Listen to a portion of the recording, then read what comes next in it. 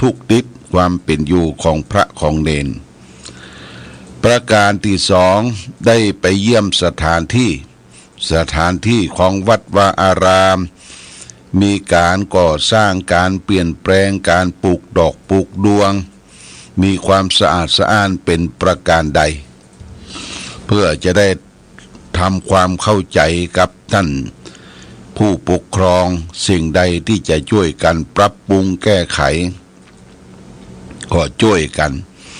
และบางท่านก็ยังไปแล้วก็ได้ทำประโยชน์คือแก่ต่างวัดมีเอาไม้กวาดแข็งไม้กวาดอ่อนไปกวาดบริเวณสถานที่ลานเจดีย์วิหารศาลาบาทศาลาการประเรียนเนี่ยไปวัดอย่าดูได้จะไปนั่งรอที่จะรับศีลรับพรเจ้าอันเขาก็ไปร่วมกันห้องน้ำห้องท่าสะอาดสะอ้านหรือเป็นจะได้ขาดก๊อกขาดหยังก็ช่วยบอกเจ้าอาวาสช่วยบอกพระสงฆ์องค์เนรในวัดว่าห้องน้ำบ่ค่อยสะอาดเด้อการไปใจห้องน้ำบ่ค่อยสะอาดช่วยกันดูแลพ่อกอยบางคนนี่มันบ่เข้าใจญาติโยมเธอใจห้องน้ำแล้วก็ปากันไปนะปากันไปแมวขี้กลบนะหมาขี้ตรวจไปนะแต่ว่าแมวขี้ที่ไหนมันกลบญาติโยมมันขนเอาขี้เต้าขี้อย่างกลบขี้มันอายแต่หมานี่ขี้ได้เจียวไปแต่คนเราเนี่ยถ้าถ่ายนักถ่ายเบาก็ต้องทำความสะอาดอย่าไปทิ้งความสกปรกให้แก่คนอื่นนะสร้างความเดือดร้อนให้แก่คนอื่นนี่ส่วนหนึ่งและส่วนประการต่อไปคือจะได้ไปสังคมรู้จักบักคุณกับปี่กับน้องบ้านเหนือบ้านใต้อย่างวัดบางวัดดีกว่าจะได้พบกันเมื่อมีกินมีตาลมีงานเกิดขึ้นก็จะได้ปะสังคมอู้จาทักทาปราศัยเรื่องการกินการตานเรื่องความเป็นอยู่ประการสำคัญนั่นก็คือจะได้ไปไหว้พระใส่บาตรดอกไม้ธูปเทียนและนอกจากนั้นก็จะได้รับศีลรับพรน้อมนำไปประพฤติปฏิบัติในชีวิตประจำวันของเราและท่านทั้งหลายอันนี้เป็นเรื่องปกติวันพระวันศีลในช่วงพรรษาเขาก็ไปวัดไปวากันนะญาติโยมไปวัดไปวาไปไหว้ไปสักการะบูชาไหว้พระสวดมนต์กันก็จะเป็นประโยชน์แก่ตนเองและญาติพี่น้องวงวานนักปราชญ์บัณฑิตหรือในธรรมได้กล่าวไว้ว่าการะเดือน12การะตาเนี่ย1 เดือนญาติโยม1 เดือนนี่เปิ้นจะปล่อยผีปล่อยเปรตมารับของกินของทานจากวงวานพี่น้องนั่นอยู่แห่งห้องและเมืองคนเปตวิสัยออกจากมรดกมาแล้วก็จะมารับของกินของทานทีนี้รับของกินของทานเนี่ยเพิ่นให้กำหนดเวลา1 เดือนถ้าได้ปะปี่ปะน้องก็จะรับของกินของทานนั่นไปพุทธไปเกิดในสัมปรายภพที่ดีเปที่มีกรรมมากกรรมได้ทำไว้อดีตชาติบ่ได้สร้างบุญสร้างกุศลให้ทานรักษาศีลภาวนาคิดว่าแก่ตัวจะเข้าไปวัดไปวาทำมาเป็นอย่างอันสักกรรมก็ตายละเข้าละของละเงินละทองไว้ให้ลูกสืบสานได้ต่อในภายหลังลูกที่ได้สืบสานเข้าของสัมปติของพ่อของแม่ไว้ซ้ำบักกึดกินกึดตานบักกึดกินกึดตานตามกาลเวลาครบ1 เดือน12 เดือน 12ก็เปรตทั้งหลายออกมาแล้วบได้รับของกินของทานก็ดมทุกข์ทรมานจมแซมตัวเองตัวเก่าว่าบุญน้อยชาติเกิดเป็นคนบ่ได้สร้างบุญสร้างกุศลไว้กับเปิ้นแล้วก็ฝากเข้าของสัมปติตายละไว้ ซ้ำลูกหลานล้านเด่นสัมปันทวงศาเป็นคนอัฏฐปาลาหาพญาปัญญาบ่ได้สืบแทนเข้าของสัมปติของป่อม่อยไว้บ่กึดกินกึดตานเนี่ยเปรตทั้งหลายก็มาจมมาแซมมาซ้ำเมื่อแก่ตัวเองและปลายบ่ปอมบ่ได้มาปะมาพบญาติพี่น้องจายมพิบาลก็จะเอาเชือกเล็กมาจักลากมัดไปสู่มรนรกอย่างเก่าเพราะฉะนั้นญาติโยมท่านสาธุชนเราและท่านทั้งหลายก็ทำตามจารีตประเพณีตามทำเปตพีชาดกได้เทศได้กล่าวไว้เราก็ได้ตานกัวเข้าขันเข้าตานสรากหากไม้ตานเทศตานทำอย่างต่างๆแก่พ่อแก่แม่แก่ญาติโหโยติกาเสร็จเรียบร้อยแล้วก็เป็นที่โล่งอกโล่งใจส่วนการไปวัดไปวานั่นก็เป็นหน้าที่ของเราชาวพุทธทุกคนที่จะไปวัดวาอารามไปใส่บาตรญาติปกฟังเทศฟังธรรมเป็นประจำทุกวันพระวันศีลถ้าวันศีลใหญ่ศีลหลวงตัวเจ้าพระสงฆ์เปิ้นก็จะไปเข้าอุโบสถไปฟังพระปาฏิโมกข์ที่อุโบสถนี่ญาติโยมท่านทั้งหลายอันนี้ก็แจ้งให้ญาติโยมท่านสาธุชนเตือนสติกันไว้เฮาจะไปกินข้าวไหตันคำว่ากินข้าวไหตันนั่นก็คือบักกินบัตตานบัตตินบักกินบัตตานบะสร้างบุญกุศลบารมีสืบต่อคือมันหมดไปมันไหเหมือนกับไหตันนี่ก็คือบะเข้าบะกินบะบริโภคญาติโยมนะอันนี้ก็ฝากไว้ญาติโยมท่านสาธุชนทั้งหลายได้ประพฤติปฏิบัติการรักษาศีลปั่มเพ็งเจริญสมาธิภาวนาวันนี้เป็นวันที่1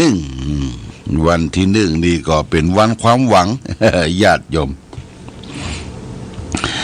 ความหวังของญาติโยมท่านสาธุชนก็คือทางรัฐบาลเปิ้นแปลงลอตเตอรี่มาจำหน่ายจ่ายแจกนี่แก่ญาติโยมแต่ความหวังนี้จะไปหวังเกินความฝันแน่แต้บ่แปะเลขหมุนยังไม่ละกุลยังไม่ละปูนเหลือกะเตียวก้อมญาติโยมก็ซื้อลอตเตอรี่ของรัฐบาลสักใบ2 ใบอุ่นใจไว้ฮะนะถ้ามันแม่นห้อมขึ้นมามันได้ขึ้นมามันก็โชคดีของแต่ละท่านแต่ละคนแต่บ่ได้ส่งเสริมเด้อญาติโยมบ่ได้ส่งเสริมเพื่อเล่นการพนันและลอตเตอรี่เนี่ยญาติโยมนะเปิ้นบ่ฮื้อละอ่อนไปซื้อจำหน่ายจ่ายแจกบ่ฮื้อละอ่อนได้รู้ว่านี่เป็นการพนันแต่เท่าที่หันน่ะละอ่อนไปขายนี่ก็บ่ได้ญาติโยมไปขายเอาแผงห้อยคอขายให้คนนั้นนี่เอาละอ่อนไร้เดียงสามันก็จะเริ่มต้นอันนี้คือการเสี่ยงโชคการเล่นการพนันบดีสอนเขาทำอย่างนั้นนะญาติโยมเป็นการทรมานเป็นการใช้แรงงานเด็กโดยพ่อแม่เอาลูกไปเนี่ยขายลอตเตอรี่นะเอาแผงก้องคอนี่บ่ถูกผิดโดยผิดระเบียบผิดวินัย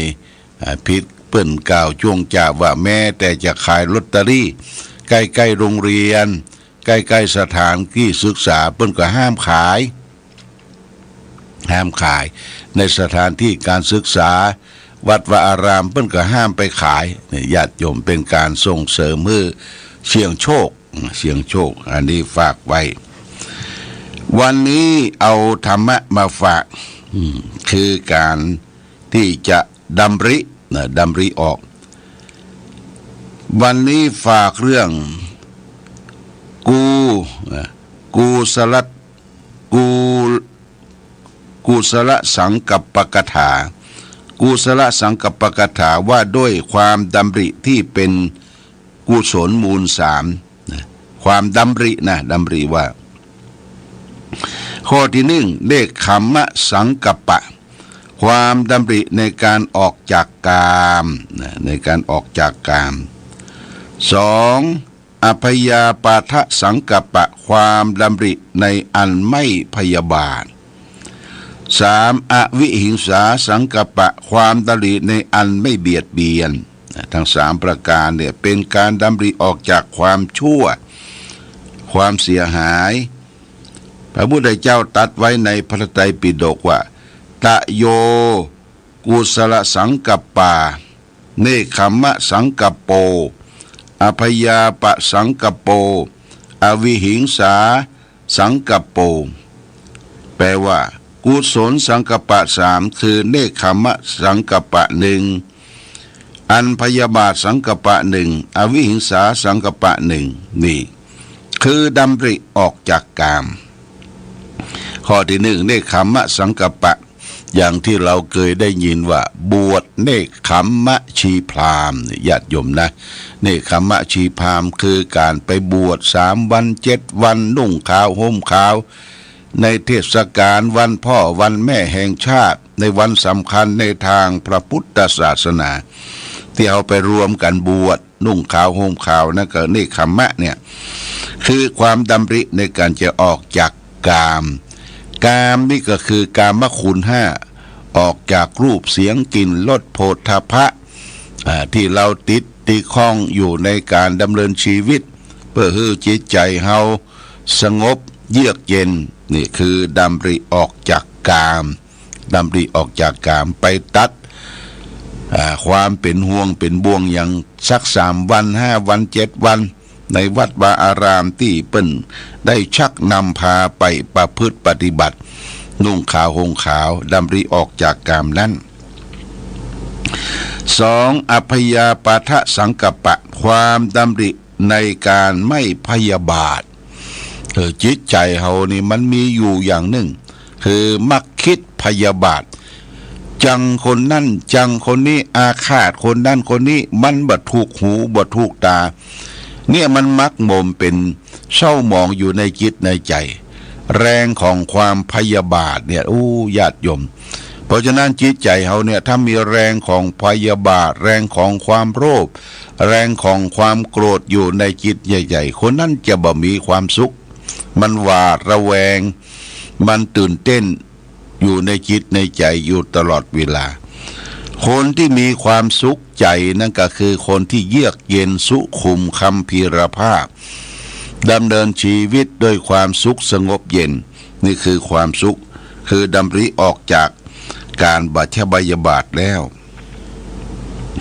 ข้อ3อวิหิงสา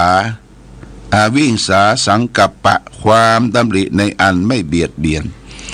ความดำริในอันไม่เบียดเบียนคือไม่เบียดเบียนสัตว์เล็กสัตว์น้อยสัตว์ที่มีชีวิตอินทรีย์แม้แต่สัตว์ที่ประเสริฐมนุษย์โลกเราอยู่ร่วมกันจะไปเบียดเบียนกันอย่างในตึงวันเนี่ยญาติโยมโรคร้อนนะโลกมันร้อนมีสงครามเกิดขึ้นตะวันออกกลางต่างยุโรปก็มีตะวันออกกลางก็มี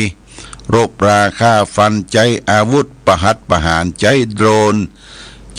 เนี่ยคือเครื่องบินน้อยเนี่ยบินไปถล่มกันบินไปตะค้นหาความสุขบ่ได้ญาติโยมเกิดสงครามต้องหนีภัยสงครามต้องล้มตายหายจากบ้านเมืองล้มละลีละนาดตึกรามบ้านช่องพังละลีละนาดนี่คือการเกิดจากสงคราม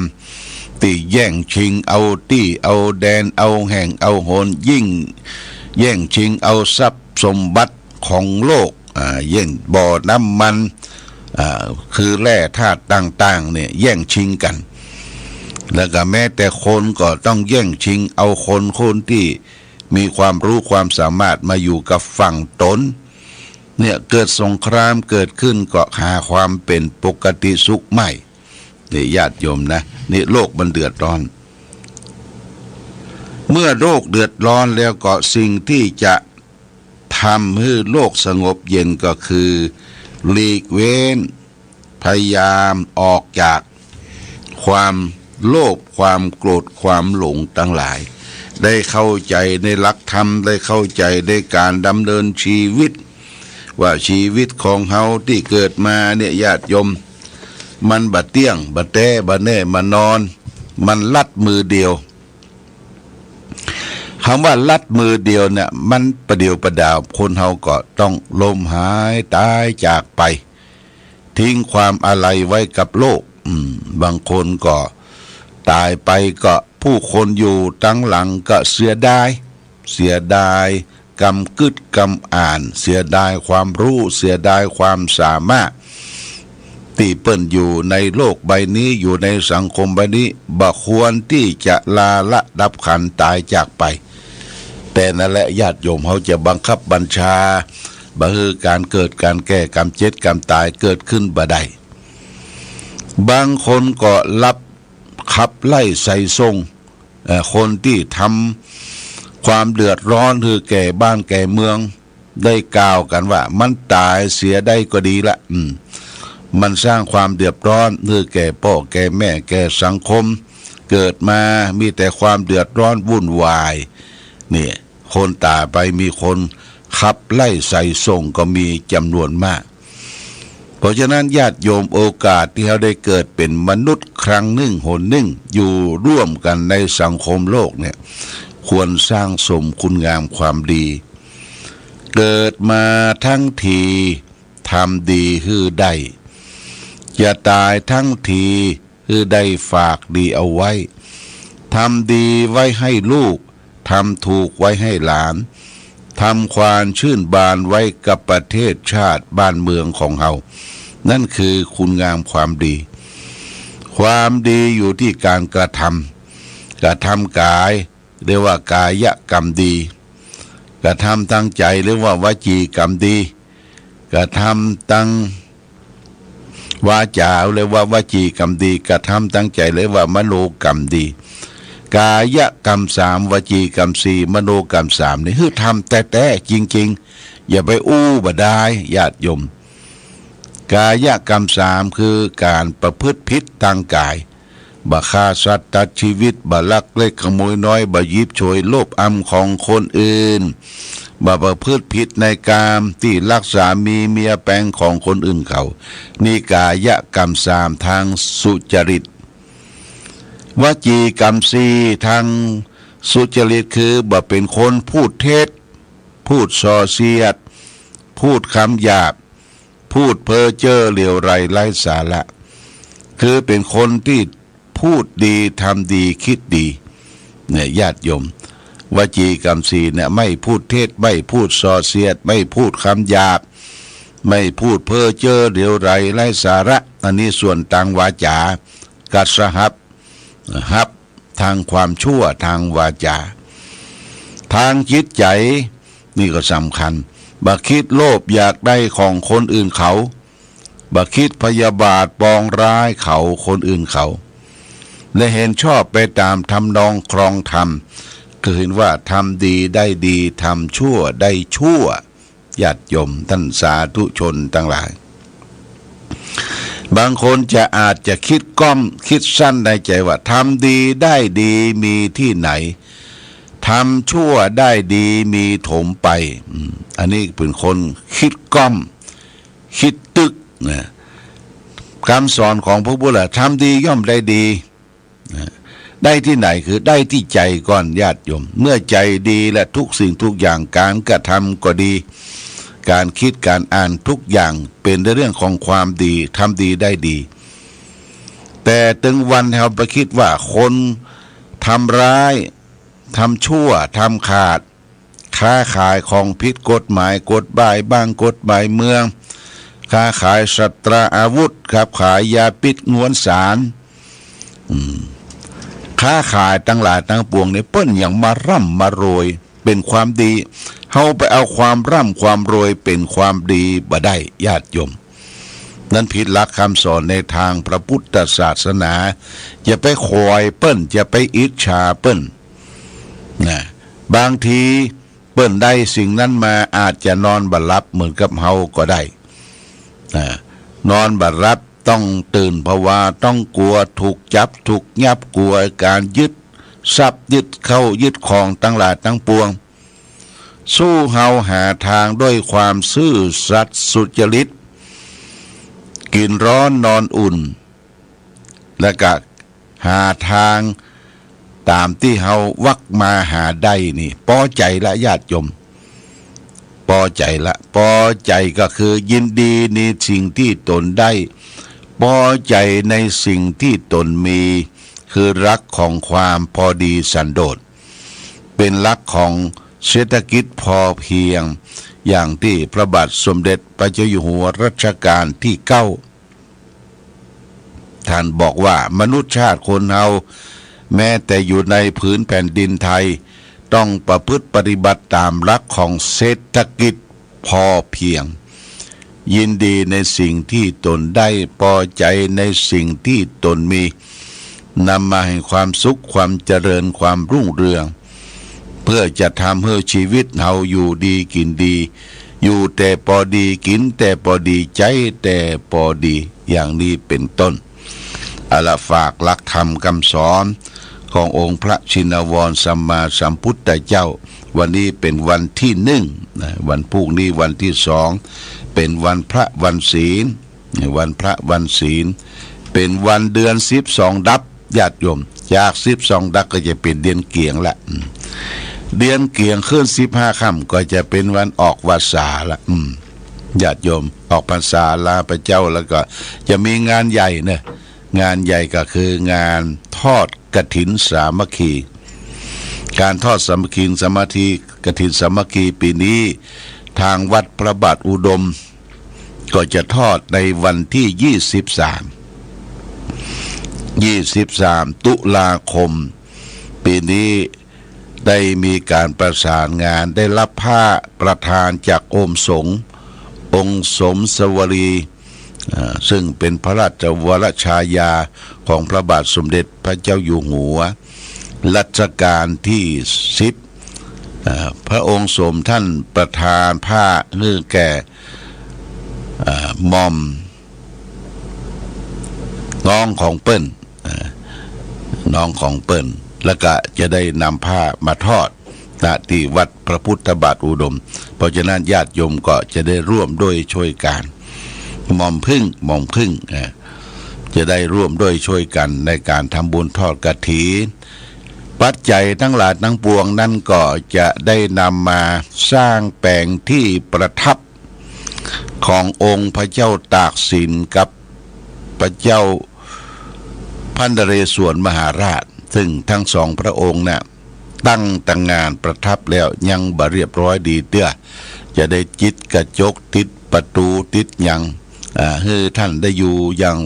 สบายเพื่อป้องกันเหตุเพศภัยแก่วัดวาอารามพี่น้องประชาชนที่ได้กราบไปไหว้ไปสักการะบูชาที่บนสำนักปฏิบัติธรรมเนี่ยแจ้งญาติโยมทั้งหลายเป็นฐานเบื้องต้นก่อนโมทนาสาธุกับทุกท่านมาในโอกาสนี้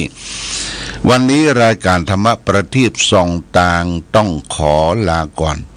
ขอผู้ฟังจงตั้งมั่นจิตหันษาโดยธรรมะขององค์พระพุทธาได้นำพาให้เกิดความสุขสงบเย็นขอเจริญพร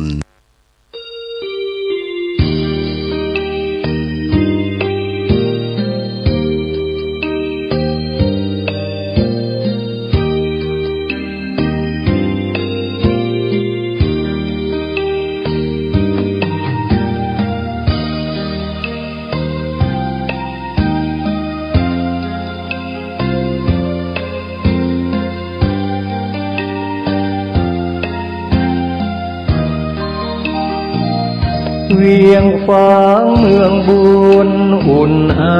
ถึงชัยประการน้ำกกแม่ไอไหลผ่านสองฝั่งสายทานอุดมสมบูรณ์เมืองไม้งามอารามเอื้องหลวงดอกคูณชูช่อรอแสงอรุณเหมือนบุญหนุนนำให้มาแม่อายยามนี้ ไม่มีเสียงใครสะอื้น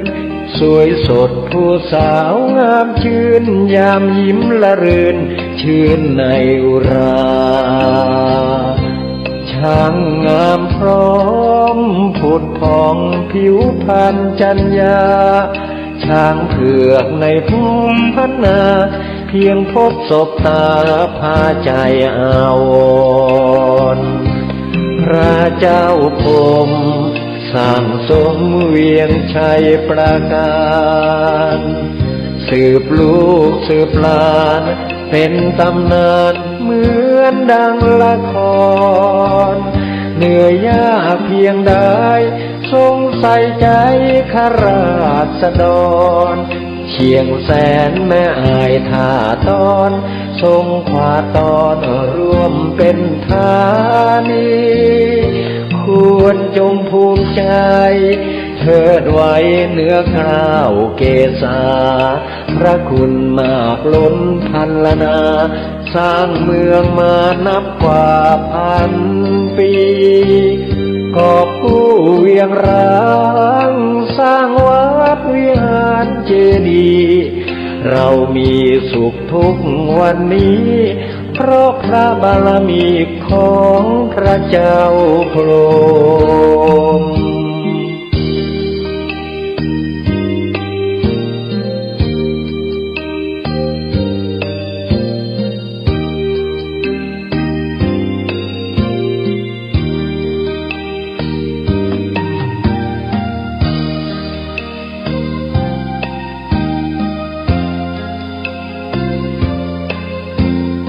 ธงชาติและเพลงชาติไทยเป็นสัญลักษณ์ของความเป็นไทย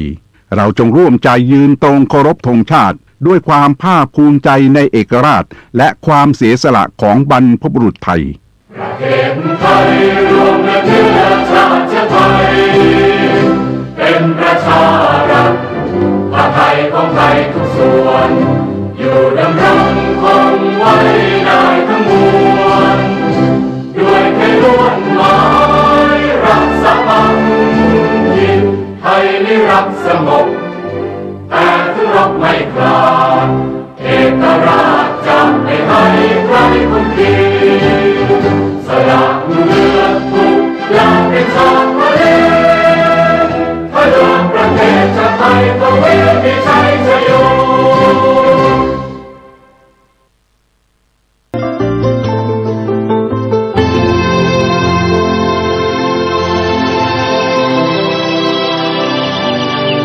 วันนี้เป็นวันพระ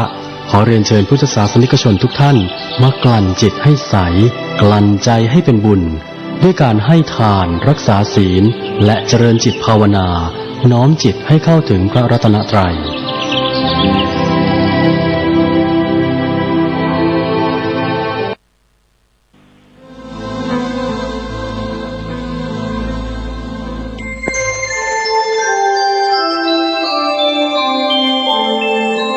ขณะนี้ท่านกำลังฟังสถานีวิทยุกระจายเสียง FM 104.5 เมกะเฮิรตซ์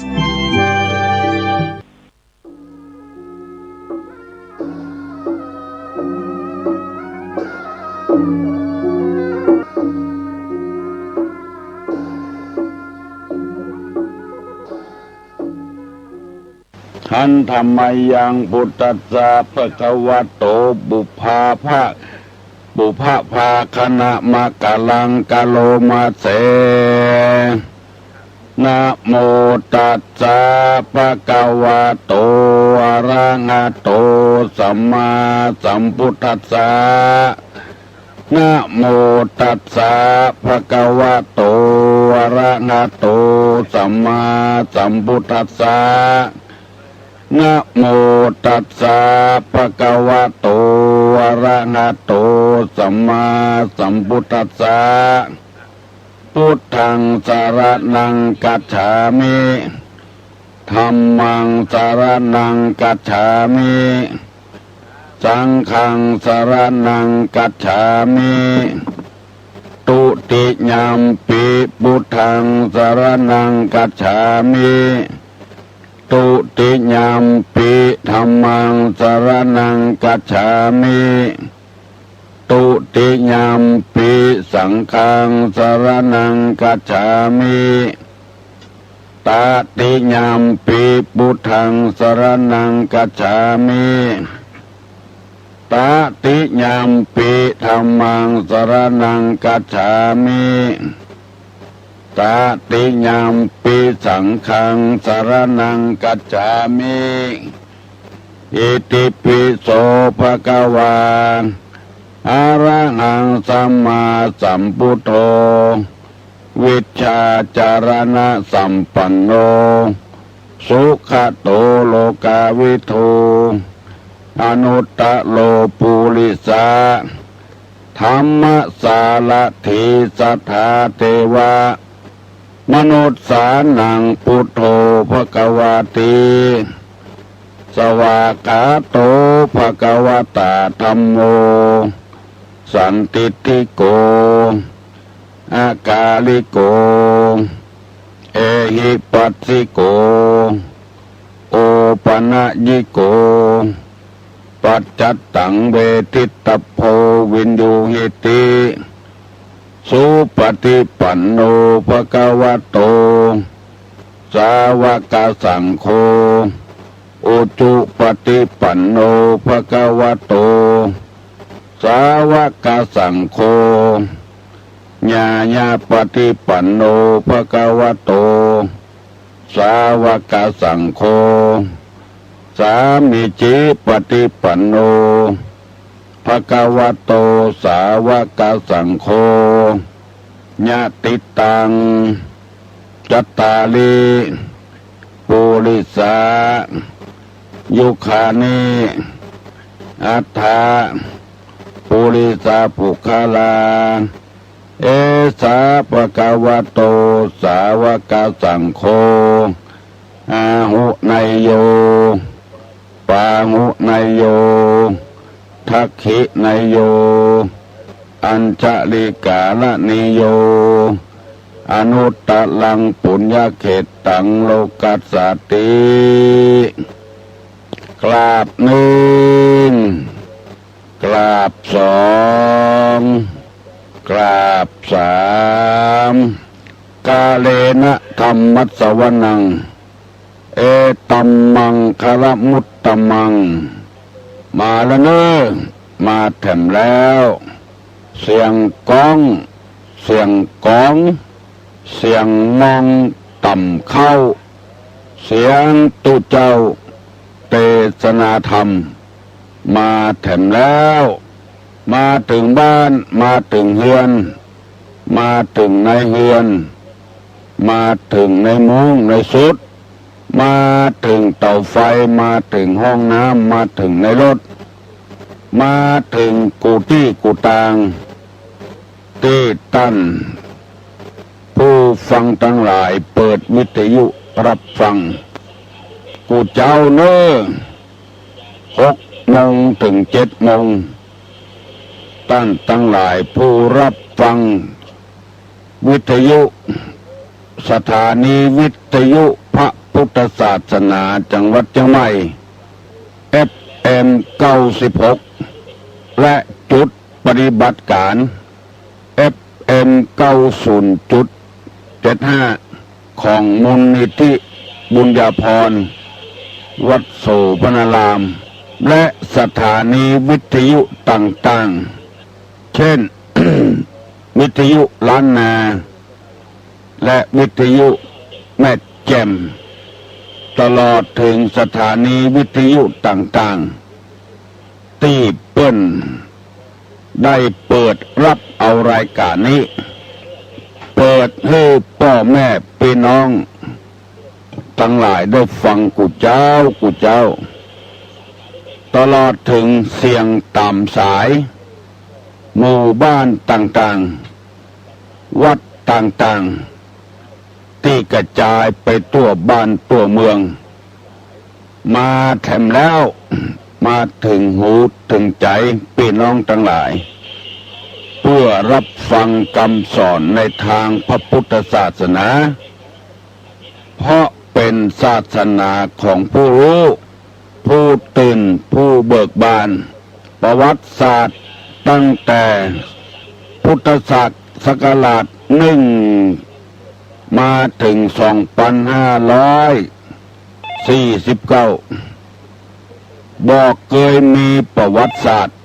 ที่เกี่ยวกับรบราฆ่าฟันเรื่องของศาสนา เพราะพระพุทธเจ้าเปื้อนเกียรติในการรบราฆ่าฟันกันเปิ้นบอกว่าถ้าฮบก็ฮบด้วยกิเลสอันนอนเนื่องอยู่ในสันดานของตัวเองบัดตันบ้านบัดตันเมือง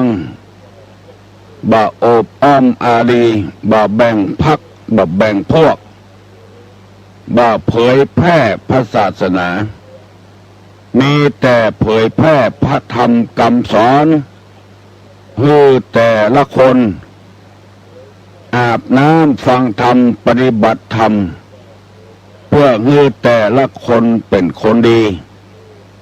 บ่ให้ใจอาวุธยุทธภัณฑ์ประหัตประหารชีวิตซึ่งกันและกันมีแต่ศาสนาอื่นที่รบราฆ่าฟันเกี่ยวกับพระศาสนาเอาชีวิตคนคือตายแต่พระพุทธศาสนานี้บ่ทำอย่างนั้นคือว่าให้ลบโดยกิเลสของตัวเองยังบ่ดีคือฆ่ากิเลสตัวเก่ามีความโลภความโกรธความหลงความอิจฉาริษยาความอาฆาตพยาบาทความหันแก่ตัวหันแก่ได้บ่เอื้อเฟื้อเผื่อแผ่ซึ่งกันและกันคือรบกิเลสหมู่นี้ออกรบราฆ่าฟันกิเลสออกไปบ่ฮื้อมันเหลืออาทิเช่นพระสัมมาสัมพุทธเจ้าได้รบพญามารรบกับพระพุทธเจ้าพระพุทธเจ้าบ่เอาอาวุธอันใดมาเข็นฆ่ามีแต่นึกถึงคุณงามความดีในอดีตที่ปั้มเป่งมาแต่ละชาติเหมือนกับแม่พระธรณีหูดน้ำผมมารพญามารเสนามารธิดามารคือความชั่วต่างๆได้แตกกระจัดกระจายพระสัมมาสัมพุทธเจ้าทำเป็นตัวอย่างให้หมู่เฮาทั้งหลาย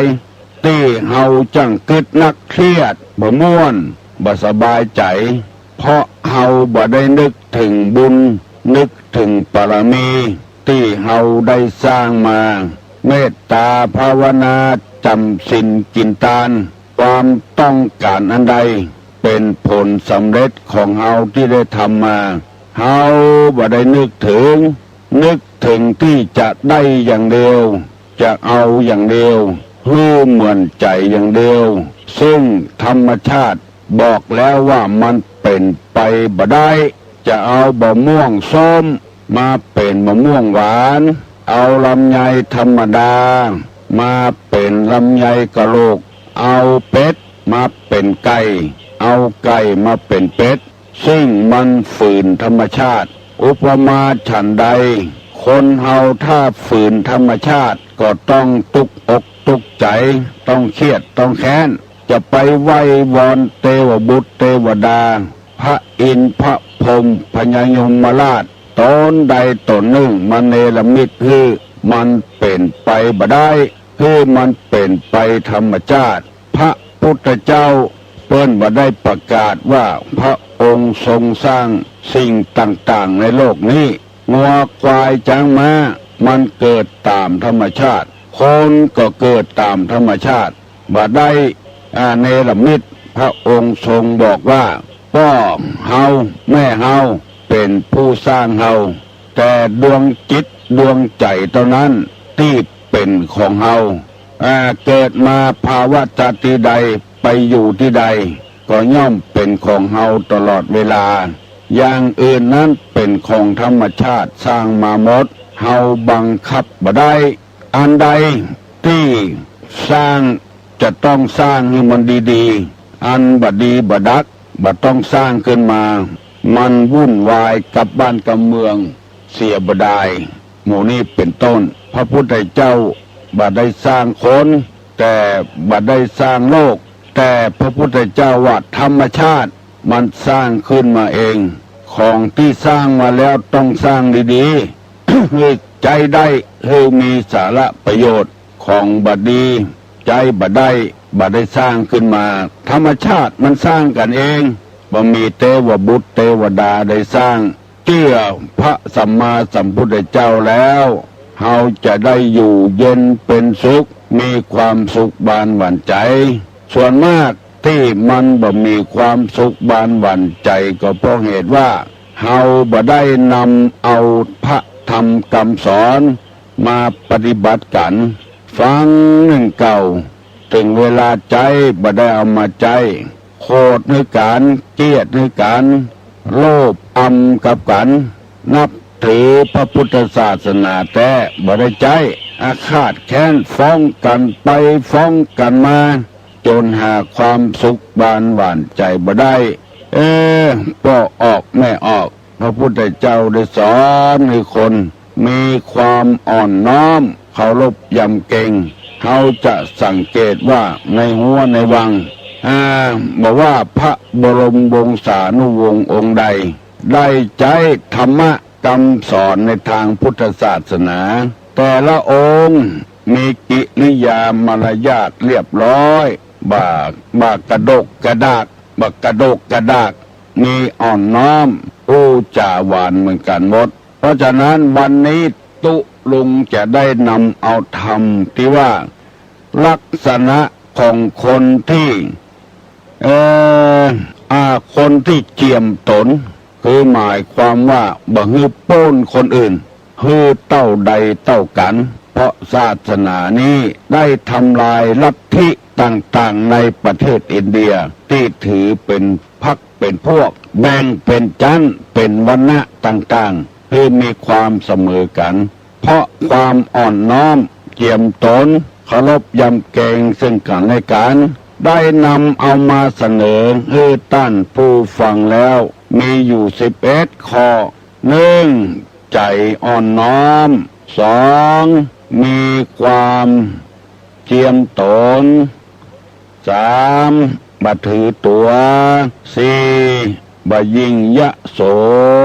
5. ทำตนเหมือนกับผ้าเช็ดเท้า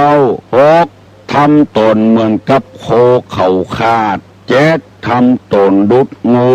เปิ้นรีดออกเขี้ยวเอาพิษออกหมดแล้ว 8. อ่อนโยน 9. นุ่มนวลได้อธิบายไปแล้ว9 ข้อ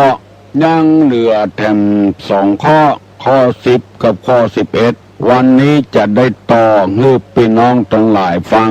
โดยข้อ10กล่าวไว้ว่ากล่าวถ้อยคำสบายหูข้อ11ไม่ดื้อกระด้างจะได้อธิบาย2 ข้อนี้แถมตั้งอกตั้งใจฟังกล่าวถ้อยคำสบายหูคือหมายความว่าพูดจาอะไรออกไปไม่ว่าคนนั้นจะเป็นใครก็ตามให้ทำถ้อยคำที่สบายหูจะไปแสดงกิริยามารยาทตุลงเกยได้ไปวัดสายตาที่ร้านขายแว่นตาเข้าไปกำเดียวจัดดีไปมาตุลงว่าขอลดพงเพราะมีแม่ออกคนหนึ่งได้เป็นเจ้าศรัทธาบอกว่าถ้าท่านจะทำแว่นตาให้ไปร้านนี้นะตุลงไปมาแล้วตุลงก็บอกว่ามีโยมคนเนี้ยเอาบัตรนี่มาบอกให้มาที่ร้านนี้เพื่อจะวัดสายตาแล้วลดราคาลงเพื่อคนที่เอาบัตรนี่ให้กับเจ้าของร้านเป็นเจ้าเป็นเพื่อนกันมีไอ้อย่างช่วยเหลือกันได้บอกกองเอาบัตรนั้นให้พอความจริงเจ้าของบัตรเป็นเพื่อนกับผัวไม่ใช่เป็นเพื่อนกับเมียบอกกองเมียหันบัตรของตุลุงที่จะลดราคาเปลี่ยนสีหน้าสีตาทันทีว่าจะได้กำไรน้อยปากตุเจ้าตัวนี้ห้องผัวมาเฮีย มาดูบัตรนี่สิแล้วไปสนใจกับลูกค้าคนอื่นเนี่ยบาสนใจตุลุงสกรรมตุลุงก็มาหันนิสัยคนนี้เป็นว่าจะเอาเงินอย่างเดียวพอหันลดราคาหันราคาต่ำลงก็เลยบ่สนใจตุลุงเนี่ยจะได้ลูกศิษย์ต้องการนึมาร้านนี้คันเขาจะออกร้านเหี้ยเขาก็ละอาใจพอแฟนเปิ้นมาผัวเปิ้นมา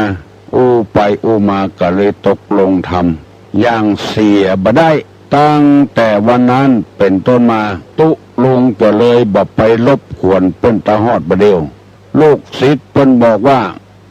จะไปกี่ครั้งกี่หนก็ได้เนอะเอาบัตรของหนูนี่ไปตุลุงก็เลยบ่ไปแถมซ้ำตาฮอดบ่เดียวเพราะว่าไปรบกวนเปิ้นทำรูปเปิ้นบ่ขาดทุนนี่ถ้าได้กำไรน้อยนิสัยจะเนี้ยตุลงว่าจะบ่มีเปื้อนบ่มีฝูงจะบ่มีภัยคบหาสมาคมด้วยกล่าวกรรมอันใดฮือสบายหูนักปราชญ์บัณฑิตเป็นเปรียบว่าหูคนอันนี้เหมือนกับจะเข้จระเข้ที่อยู่ตึงวันนี่อยู่กับน้ำมันเย็นออกมาหิงแดดกำเดียวก็ลุยไล่ลงน้ำเพราะมันบ่ชอบร้อนหูของคนเฮานี่ก็อย่างเดียวกันบ่ชอบร้อนเพราะฉะนั้นเปิ้นจึงบอกคือว่าคนนั้นจะเป็นภัยก็ตามกล่าวกรรมอันใดไปให้ไพเราะให้ม่วนหูให้คนได้สบายหูเมื่อกรรมดีเข้าหูแล้วจิตใจก็ดีโดยหมู่นี้เป็นต้นอย่าไปให้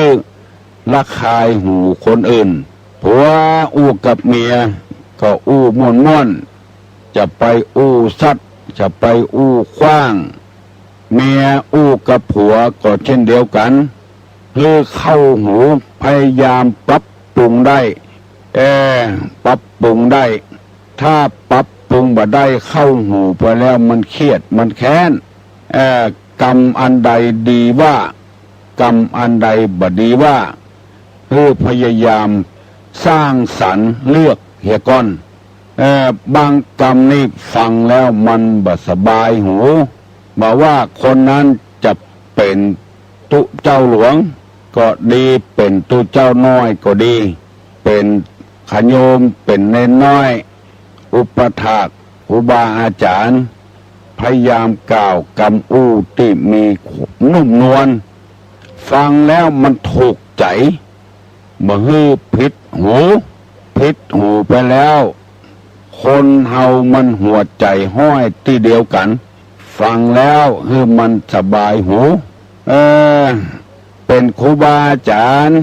อู้ฮื้อลูกศิษย์ลูกหากรรมอู้นี่มีเปเลอะเปเตอเฮาจะอู้เจือใดก็ได้บอกว่าศรัทธาบอกว่าตุเจ้าบอกว่าผัวว่าเมียลูกเต้ากับพ่อกับแม่ตุลุงไปได้ยินคนเท่ามาสอเงือตุลุงฟังว่า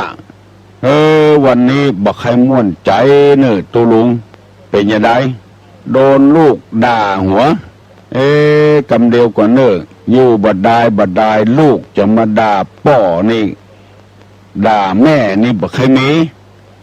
ถ้าจะเป็นต้าไผ่พองก้า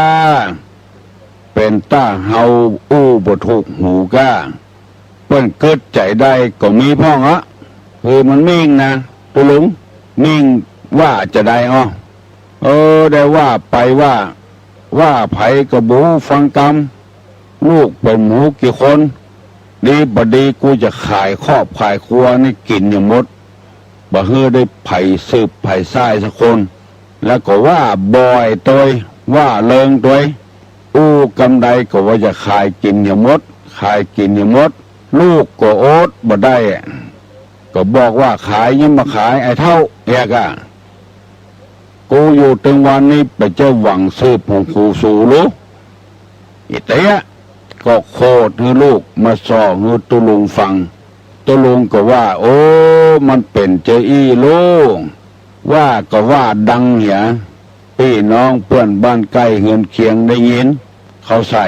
ละอ่อนมันก็กลัวเสียเพียบก็เลยว่าขายยังมาขายเหียไอ้เท่ากูอยู่ตึงวันนี้ไปเจ้าหวังสืบมรดกอย่างของเมืองรู้ไผทำมือกูเขาเกิดคนเท่าแล้วน้อน่ะเสียก็มิ่งก็ไม่ว่าบ่อยว่าเลิงเหียขอเงือจดจำไว้เนอะพ่อออกก็ดี แม่ออกก็ดี อย่าไปว่าอย่างอี้เฮืองับปากไว้เหียละอ่อนบะเดียวมันมีทิฏฐิตัวนี้มันเป็นมิจฉาทิฏฐิว่าเฮือเข่าเลิงน้ำไปเจ้าบ้านเจ้าจองได้ยินเขาใส่เปิ้นจะได้ดูแควนหัวเปิ้นจะว่าละอ่อนวันเนี้ยถ้าเอามรดกของคนเฒ่าเขาก็มีศักดิ์ศรีของเขาเลยเป็นไอ้เท่าปู่เท่าด่าพ่อได้ด่าแม่ได้เพราะคำสอนของพ่อคำสอนของแม่บ่เข้าหูเขาหมูเนี้ยก็เลยเป็นเหตุให้มีกรรมอู้ที่บ่เข้าหูไผมันบ่สบายกับหูเขาก็บ่ได้อบรมศีลธรรมกรรมฐานอย่างมาพ่อมิ่งได้ลูกก็มิ่งได้บางรายตีหัวกันก็มีระหว่างลูกกับพ่อด่าหัวแกะกันเป็นเพศเป็นผีก็มีระหว่างลูกสาวกับแม่เพราะพ่อแม่บ่เลือกเฟ้นกำอูที่จะด่าตัวหลวงจะไล่พระไล่เนนออกวัดหมดบ่เลือกเฟ้นโคตรฮือคนเดียวจะไล่มดมาฮือพายุสักคนซึ่งบ่รู้สึกตัวว่าตี้นั้นก็บ่ใช่ตี้ของตัวเป็นวัดบ่ใช่นิติบุคคลเป็นที่สาธารณะเหมือนกันออกก็ออกหมดกันตึงตุน้อยตึงตุหลวง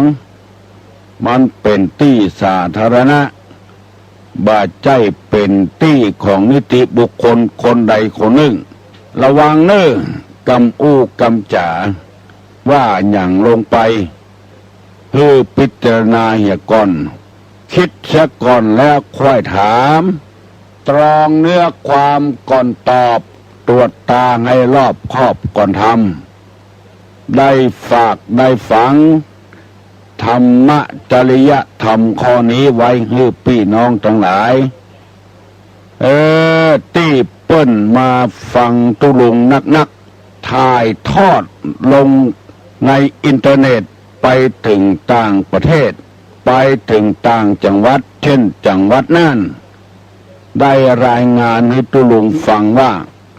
ถ่ายทอดเอามาจาก FM 96ไปถึงเมืองน่านกูเจ้าตรงหมู่บ้านต่างๆได้ถ่ายทอดเสียงของตุลุงให้พี่น้อง10 ชาวชาวบ้านฟังแล้วพี่น้อง10 ชาวชาวบ้านก็บ่เดือดร้อนที่ฟังได้ก็ฟังไปที่ฟังบ่ได้ก็ตามใจตามภัยตามมันก็เพราะเหตุว่าตุลุงบ่ได้อู้แจ้งไผได้ผะด่าไผขัดเคืองหูอู้ไว้ตามอย่างเงี้ยตามที่พระพุทธเจ้าเปิ้นสั่งสอนไว้บ่ากระทบกระเทือนไผบัวบ่จำน้ำบ่คุณคนจึงนิยมฟัง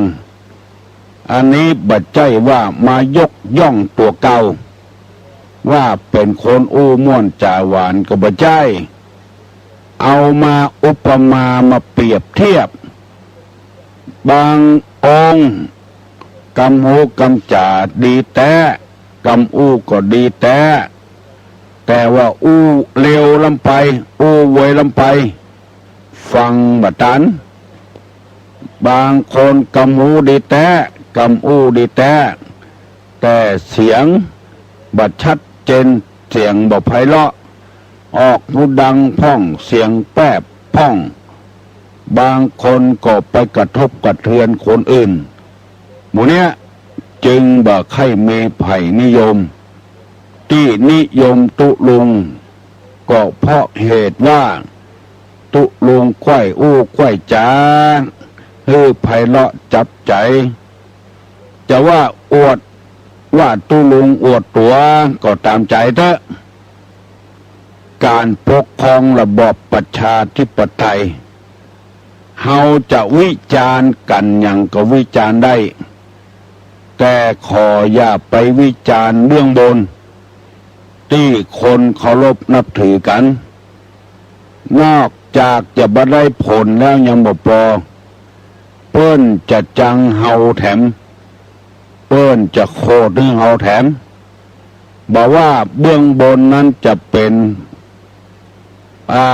บัลลังก์ในหัวในวังก็ตามสถาบันสูงสุดผู้ที่บริหารงานประเทศก็ตามเช่นวิจารณ์รัฐมนตรีต่างๆนายกต่างๆเฮาเป็นคนได้รับความสะดวกสบายตึงวันนี้ก็เพราะเปิ้นเป็นผู้บริหารถนนหนทางมีวงแหวนนอกวงแหวนใน2 ชั้น 3 ชั้นไปมาสะดวกสบายวันนั้นตุลุงไปเทศที่บ้านยางประทาดกำไปนี่ฝนตกรู้สึกว่าไปจ้าหน่อยกำมานี่10 นาทีเห็นแล้วเหี้ยแต่ลูกยางประทาดมาหาบ้านตุลุงก็เพราะไผผู้บริหารงานประเทศนั่นเองงานของเปิ้นบ่ใช่มีงานเดียวความต้องการของประชาชนมีเจือใดก็ทำมาหมดตกหมดเสียงในหัวในวังฝนบ่ตกแป้งฝนนี่ตกมาจุ่มอกจุ่มใจตึงคนตึงพืชพันธุ์ยาหารสิ่งสารสัตว์เพราะฉะนั้นอันใดบ่ถูกใจ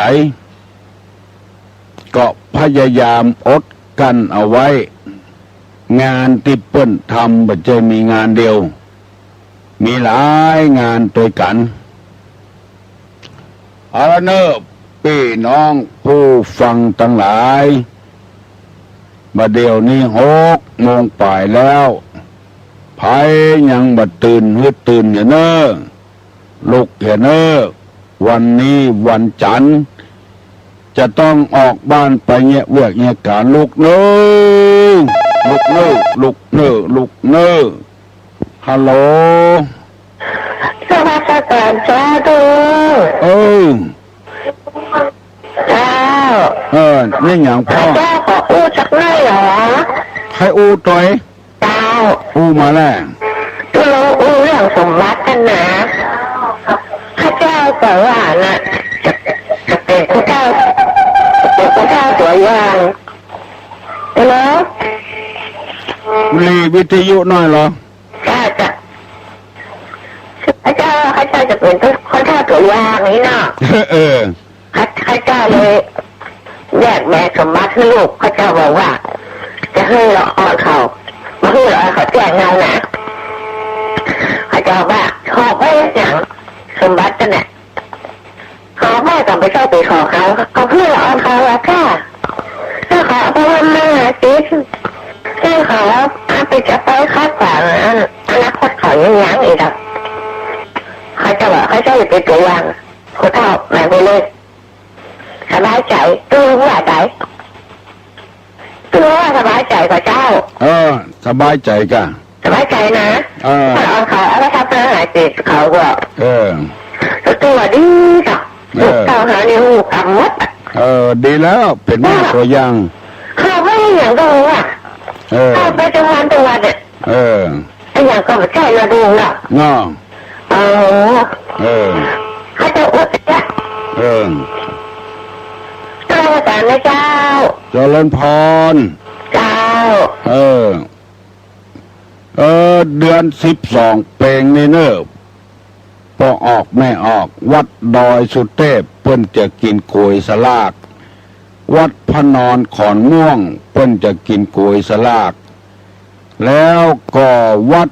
แสนฝางเปิ้นจะตาลน้ำเพิงน้ำอ้อยเนอะไผบ่เคยตาลน้ำเพิงน้ำอ้อย8 โมงเป็นต้นไปเนอะเปิ้นจะทานน้ำเพิงน้ำอ้อยที่วัดแสนฝางวัดพระนอนขอนม่วงวัดเก่าวัดเดิมของอำเภอแม่ริมขอเชิญชวนพี่น้องอำเภอแม่ริมวัดพระธาตุซ้ำเก่าแก่ธรรมะตึงลำปางตึงลำปูนบอกว่าจะเป็นอำเภอใดขอให้มาร่วมกินร่วมตาเนอปีไหนมีเตื้อนึ่งวัดพระธาตุดอยสุเทพปื้นกินกล้วยสลากเนอขอให้มาให้มาหอมตัวเปิ้นแล้วกอดที่ลานปฏิบัติธรรมของพ่อครูของแม่ครูเปิ้นจัดตานะเนอวันที่20 กันยายนพ่อครูสมบุญแม่ครูบุญชมเปิ้นสละตี้เอาเป็นตาลแก่พระพุทธศาสนาเพื่อเปิ้นไปปฏิบัติธรรมเรียกว่าสถานปฏิบัติธรรมนานาชาติจะเป็นไผก็ได้ไปปฏิบัติธรรมฝรั่งมั่งค่าที่ถือศาสนาอื่นมาปะใส่ขุมทรัพย์อันเป็นมรดกที่ล้ำค่ามาปฏิบัติธรรมรู้สึกว่าติดอกติดใจกันส่วนมากเป็นละอ่อนที่กำลังศึกษาอยู่ก็มีศึกษาจบแถวด็อกเตอร์แล้วก็มีมาปฏิบัติธรรมขอเชิญชวนมวลต้านสาธุชนทั้งหลายเนอะไปกินไปตามตัวเปิ้ลฮัลโหลที่มาจากเจ้าไม่สังเกตสักเลยนะครับบัดได้ยินทีเว้ยสักเลยนะเจ้าสันปูเลยเฮ้ยแม่เฮ้ยสันปูเลยตุ้มเก่งปาดเก่งโทรมาขอบคุณนักนะเป็นอย่างเนอะเสียงดีขนาดเลยเนี่ยวันเนี้ยว่าเจ้าเนี่ยกับที่ส่งนี่นะเป็นอย่างขอบคุณนะยินดีนมัสการเจ้าไม่อย่างมาบอกกันเจ้าเนอะตุลุงนี่สนองความต้องการคนอื่นนะความสุขของคนอื่นคือความสุขของตุลุงเพราะว่าเราจะมีความสุขคนเดียวนี่เป็นไปบ่ได้แม่ออกที่โทรมาตะกี้ว่าแบ่งให้เขาไปแล้วคือเขาไปลงทุนโซว่าหากินอันนี้ตุลุงบ่ได้อู้กระทบกระเทือนสักน้อยที่อู้ไปว่าอู้ฮือเข้าหูคนอย่าไปปากไปจ๋าว่ากูจะขายให้หมดหมู่นี้มันละอ่อนได้ยินแล้วมันกระทบกระเทือนหูอย่างไม่ออกที่ทำเป็นตัวอย่างแบ่งให้เขาคือเขาได้อยู่เขาจะกำกึดบัดเดียไปขึ้นไปขายก็ตามใจเขาก็ถูกต้องแล้วเฮาเป็นคนแต่งเขาขึ้นมาเขาก็ต้องใส่ฮาวให้เขาฮัลโหล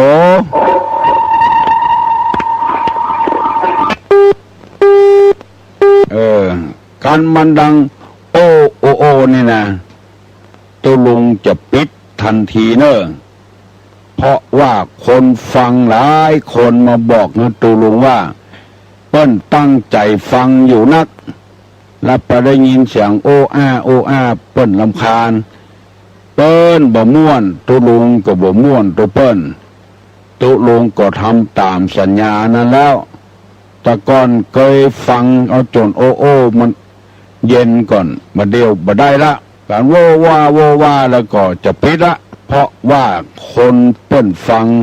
เปิ้นบ่ม่วน แล้วมาบอกเงตุลุงว่าถ้าเป็นอย่างนั้นปิดแค่เนื้อตุลุงเนื้อเงเปิ้นโทรมาใหม่อันนี้เป็นกรรมความต้องการของคนอื่นลูกเนื้อ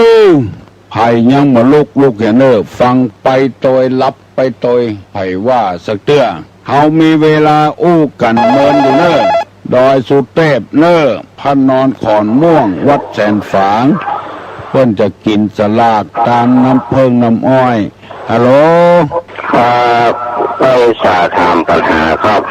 ทำมันนิสงล้างคาบนิยมเทศในงานทำบุญหน่อยยังครับไหวตาครับไผ่ตอบได้ตอบมาเนอะทำอันนี้ส่งล้างคาบนิยมเทศในงานอะไรยังเพิ่นถามมาไผ่ตอบได้ตอบเนอะระยะนี้ในธรรมเปรตพีบอกว่าตั้งแต่วันออก1 ค่ำของเดือน12ไปเผียวเดือนดับเปิ้นปล่อยเพศเพื่อมารับของกินของตาเนอฮัลโหลเทศงานศพนี่เหรอเจ้าฮะเทศในงานศพบักใครได้ยินทีเนอฮัลโหลเทศในงานศพเจ้า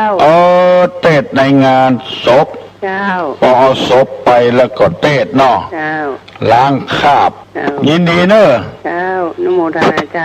นุโมทนาสาธุยินดีเนอะตอบมาแล้วเจ้าของปัญหาคนตอบว่ายินดีเทศในงานศพล้างคราบเน่ามี2 คนผัวเมียอยู่ในปัจจาผีดิบชื่อกาละกับกาลีมีตุเจ้าไปนอนในปัจจากาละกับกาลีก็บอกว่าตุเจ้าเอ้ยมาถ้ามานอนที่นี่แล้วมาค่ำเมื่อคืนหมู่โจรหมู่มารเข้ามารบกวนอาจจะมาจี้มาปล้นกาละกาลีบอกให้ตุเจ้าก็บ่ฟังเฮาจะปั้มเปงเฮาบ่กลัวตายเพื่อโจรมารหานผ้าเฮาก็ยอมวันอันนี้ส่งล้างคราบมีหลายอย่างทุกลุงมาได้จำดีจำปองให้พอดีเนี่ยฮัลโหลอันนี้ตุลุงกับเจ้าตุลุงนะกำลังอู้นะนี่ตุลุงเนาะนี่มาจากหงขาวเจ้าหงขาวหางน้องน่ะเจ้าทองแท้นะทอง100%นะทอง100%เนาะตุลุงเจ้าหงขาวนี่นะต้องชอบฟังตุลุงเด้ออันกะ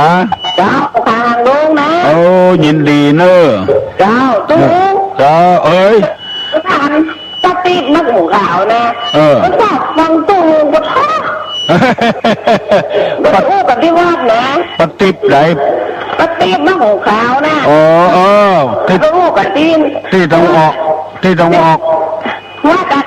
ต้องออกว่าแต่นอเจ้าเสียงตุลุงนี่นะม่วนนะปกติขึ้นฟังข่าวก็ฟังตุลุงว่า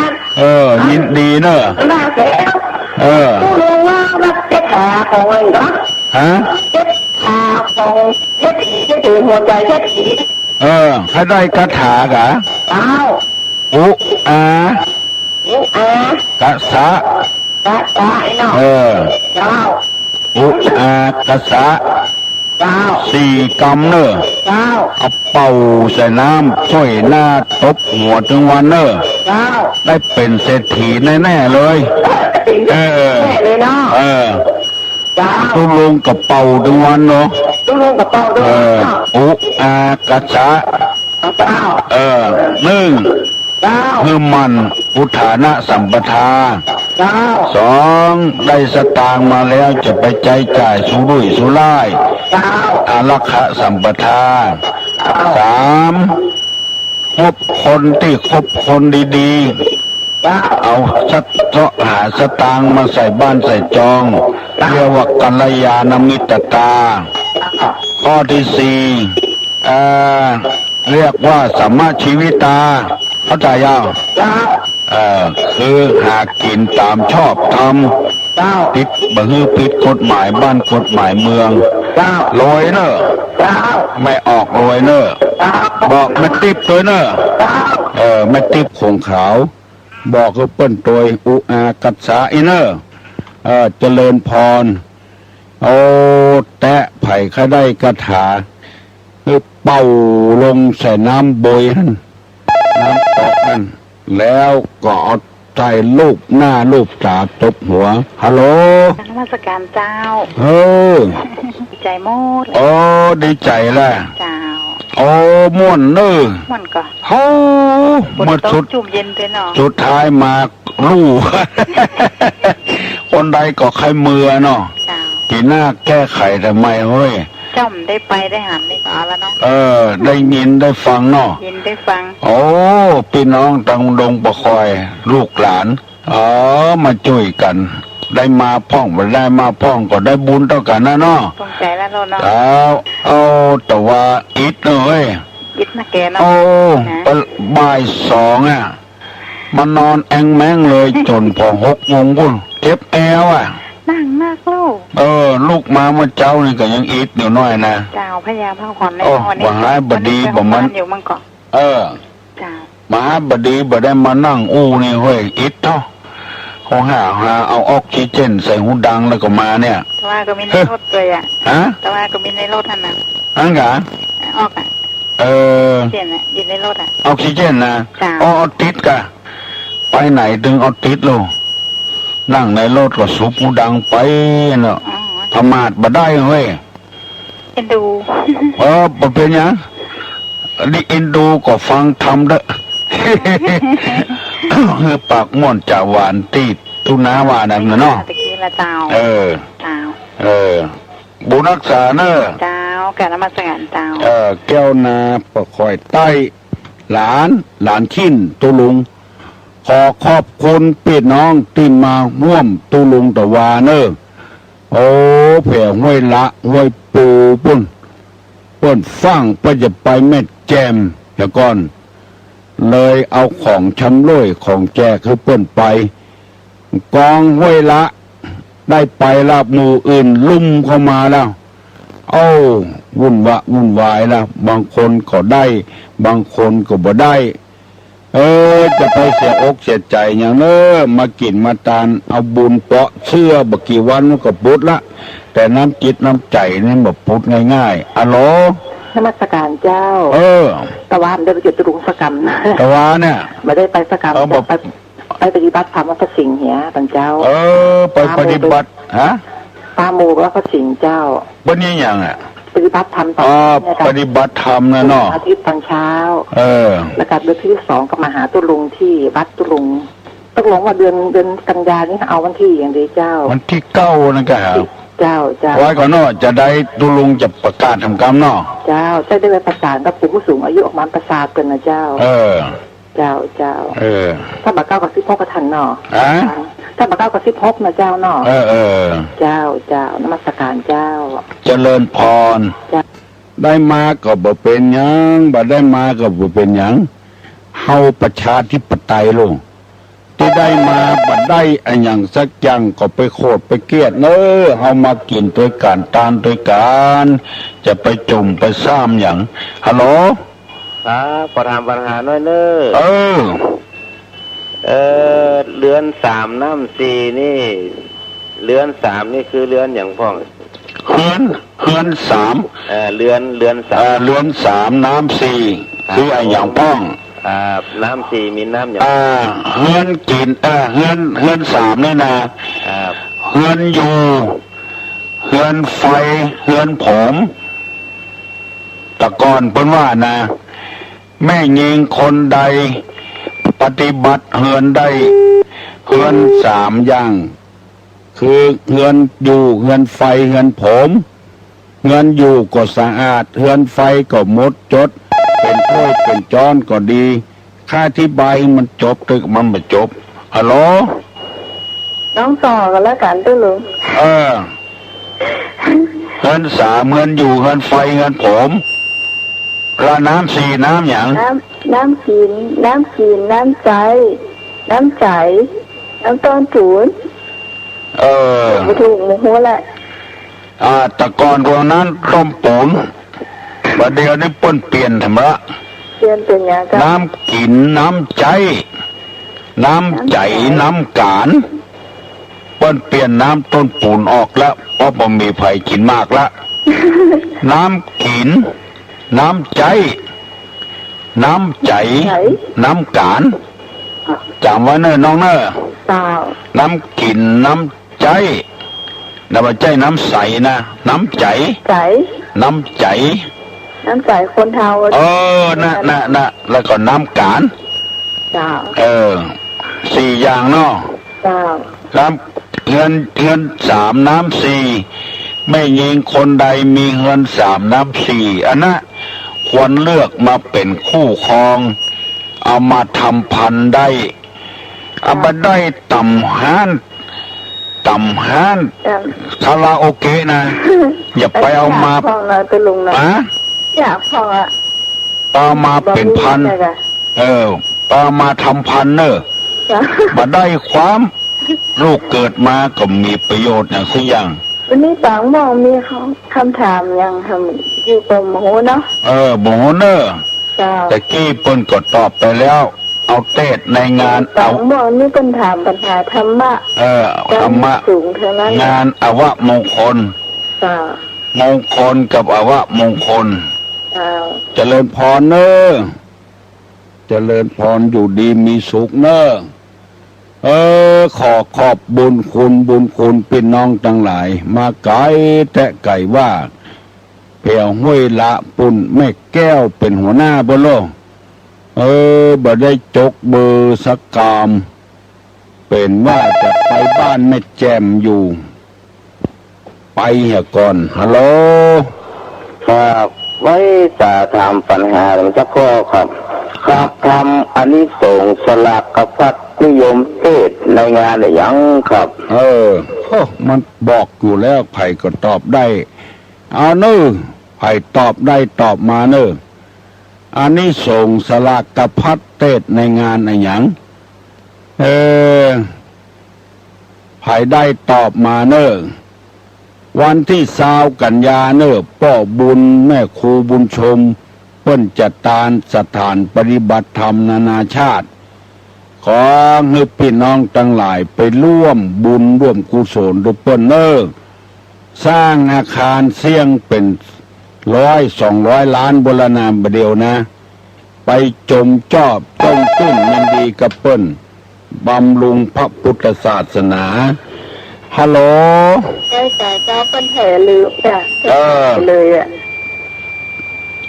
เพิ่นเหลืมไปหน่อยเพิ่นบอกไปเลยเต้นงานอย่างสลากพัดนะเต้นในงานสลากพัดเนอะเจ้ายินดีเนอะน้องพิษสมัยเรื่องธรรมะธรรมโมเนี่ยไว้ให้น้องพิษสมัยเตอะเงินอยู่เงินไฟเงินผมน้ำกินน้ำใจน้ำใจน้ำกานถ้าไผ่ได้แม่ยิงจะอีมาเป็นกู้ครองจะเป็นบุญของคนนั้นเป็นอย่างมากเงินอยู่ก็สะอาดเงินไฟก็สะอาดเงินผมก็ดีบำเหม็นบูดเหม็นเน่าเหม็นส้มฮัลโหลครับผมไปสาธุลุงครับท่อเสียงใหญ่ที่ไหนฮะดงครับแพร่ดงครับบ้านไหนก็น้ำแพร่ดงน้ำแพร่หางดงครับก็ถามปัญหาครับอันนี้ส่งทางปฏิทินนี่มันเตะงานหน่อยลมปุ่งพิษสมัยเนอะลูกตื่นตุลูเนอะลูกนะลูกเนอะลูกละครับอายงี้ตุลุงอะเนาะงานมันบอกสลาน้ำแพร่ครับมันสลาน้ำแพร่หางโดงแม่หางโดงแม่โขงขาวนะครับแม่โขงขาวแต่ว่าเปิ้นเอาละอ่อนมาแข่งตอบปัญหาที่วัดพระสิงห์นะอำเภอหางดงเอารางวัลที่1ไปกินเนี่ยเป็นรูปเสียงอ่ะเก่งแตะ ฝีมือก็เก่งฝีปากก็เก่ง ครับ ละอ่อนหางโดงนะครับ ตุเจ้าเป็นมารายงานให้ฟังอ่ะ โอ้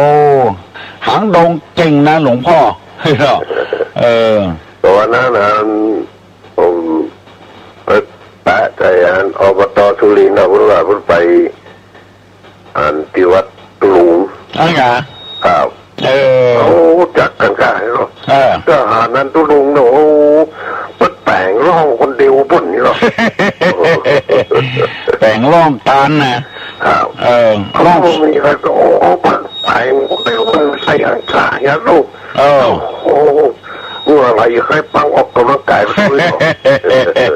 แปลงจ้อยสลาเขาโอ้แต่เปิงงานอบตว่าแต่โล่งส่วนตัวก็แปลงละโอ้แปลงก็จากนี้นะอบตสุรินทร์บัมเบอร์นะครับบัมเบอร์กันผ่านหน้าของหัวใจละการกัดซ้อมที่วัดสลานี่ก็เกิดพวกกับมาเอาหรอวัดสลาคนฟังหลายก็หามัสลาโอ้ขนาดนะครับน่าว่ามันกำเข้าหูมันม่วนเนาะมันแบบเป็นพิษเป็นภัยกับภัยรู้จ้าเป็นชัดเจนเนาะโอ้บางคนวิทยุ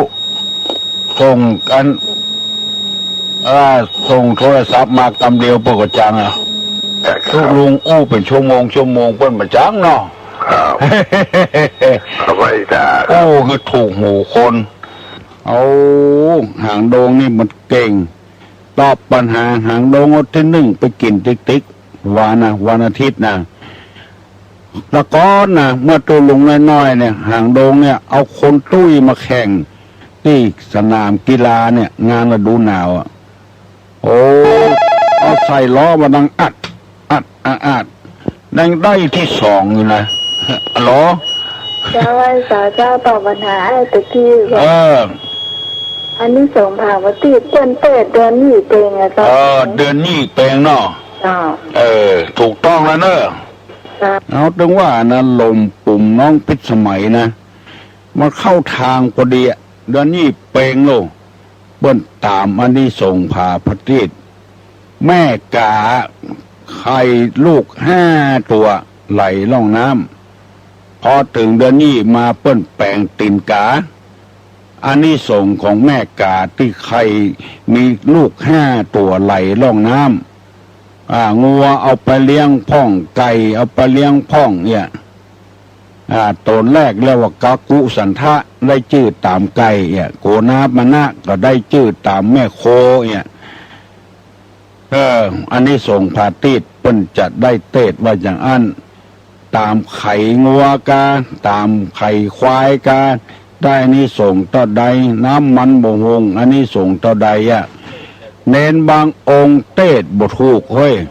น้ำมันไข่งัวน้ำมันไข่ควายวะไปมีอย่างงัวไปมีไข่จะได้ ควายไปมีไข่จะได้เพิ่นว่าไข่งัวไข่ควายเน้นก็เล่นว่าไข่งัวไข่ควายเพิ่นมาแจ้งหามีไม่เอกสักน้อยอุจารก็เหมือนกันเนอตุลุงคนอย่าไปอ่านตามหนังสือเนอเพิ่นว่ากาญะตัวเลวจีตัวเลมโนตัวเลอุจารบางคนก็กาญะทวาเลวจีทวาเลมโนทวาเลมันถูกตามหนังสือแล้วบ่ถูกตามกรรมโบราณเพิ่นว่าตัวก็ทวารนั่นน่ะกายะทวาเลวจีทวาเลมโนทวาเลเพิ่นให้มันถูกถึงว่ากายะตวานวจีตวานก็คือหูปากกาหูดังนี่ก็ตวานตั้งเก้ากายะตวาเลวจีตวาเลมโนตวาเลคือว่าใจอีเนอะบ่ใจอวดลวกอย่างนะฮัลโหลครับให้ป่าถามปัญหาสักข้อครับตีนกับธรรมต่างกันอย่างไรข้อไหนเป็นข้องดเว้นข้อไหนเป็นข้อปฏิบัติของไว้ป่ายินดีเนอะ ศีลกับธรรมต่างกันเชื่อใดเอาตอบแถมข้อนี้ข้อสุดท้ายละตุลุงจะได้ไปโรงยาละใครตอบได้ตอบมาเนอะศีลกับธรรมแตกต่างกันเชื่อใดไปตอบใบตอบมาเนอะขอขอบคุณกับพี่กับน้องกับลูกกับหลานทั้งญาติสายโลหิตและญาติธรรมทั้งหลายเนอะเมื่อตะวานี่นะมันนักแต่ฮัลโหลเจ้าไอ้สาเจ้าตุลุงเจ้าอันนี้มันแน่ใจเนอะตุลุงเจ้าศีลนี่คือข้อยกเว้นนะเจ้าทำนี่เป็นวินัย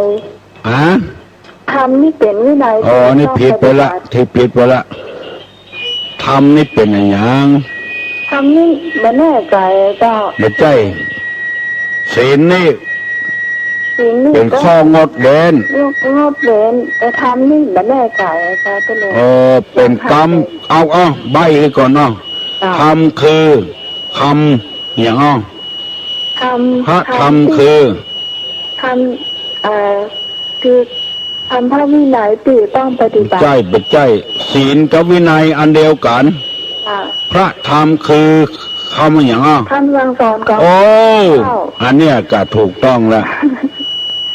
พระธรรมคือคำสอนของพระพุทธเจ้าศีลคือข้องดเว้นและเป็นวินัยตัวเลิกเพิ่มเติมมือน้อยแต่เมื่อนานเพราะว่าถ้าทำนี่บางครั้งมันก็ลืมมันเฮียนมาเมื่อแล้วมันก็ลืมจ้ะไปลืมอย่างอื่นยังมาลืมกินข้าวจ่ายก็จะลืมจ้ะเจริญพรศีลกับธรรมนี่บ่เหมือนกันศีลคือข้อยกเว้นพระวินัยก็คือข้อยกเว้นทำกรรมเดียวจะยั้งกันเนอะฮัลโหล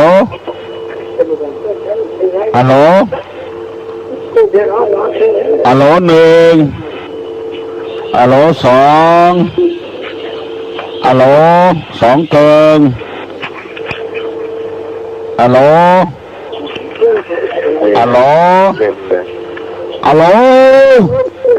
โอ้ปิดละมันจะรำคาญคนอื่นเนาะเอาปนมมือขึ้นเนอตุลุงจะฮือปอนนะเนอขอเงยอยู่ดีมีสุขกุคนเนอสัพพโลกเวนิมุตโตสัพพสันตาภวัติโตสัพพเวลามติกันโตนิปุตโตจตุวังภวะสปิติโยวิวัจจันตุสัพพโลโกวินาศตุมาเตภวะตวนตาลาโยสุขีติคาโยโกภวะอภิวาตานาสีลิสานิจังวุธาปจายโนจัตตาโลธรรมาวัฏันติอายุวันโนสุขังพลา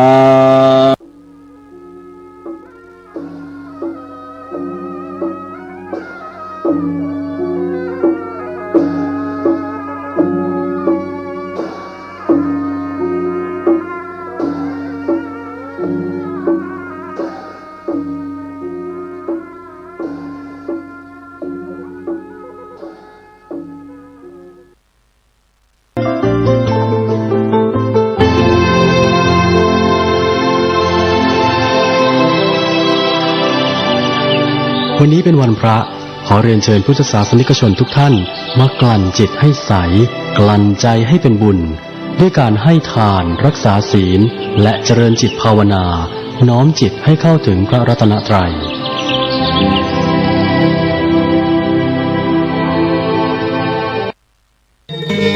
พระธาตุดอยน้อยอำเภอดอยหล่อจังหวัดเชียงใหม่ขอเชิญชวนพุทธศาสนิกชนทุกท่านร่วมงานตักบาตรเทโวโรหณะประจำปี 2568 ในวันพุธที่ 8 ตุลาคมนี้เริ่มตั้งแต่เวลา 6 นาฬิกาเป็นต้นไปณลานวัดพระธาตุดอยน้อยร่วมทำบุญตักบาตรพระภิกษุสงฆ์นับร้อยรูปเพื่อความเป็นสิริมงคลแก่ชีวิตและสืบสานประเพณีอันดีงามของชาวพุทธแล้วพบกันที่วัดพระธาตุดอยน้อยอำเภอดอยหล่อจังหวัดเชียงใหม่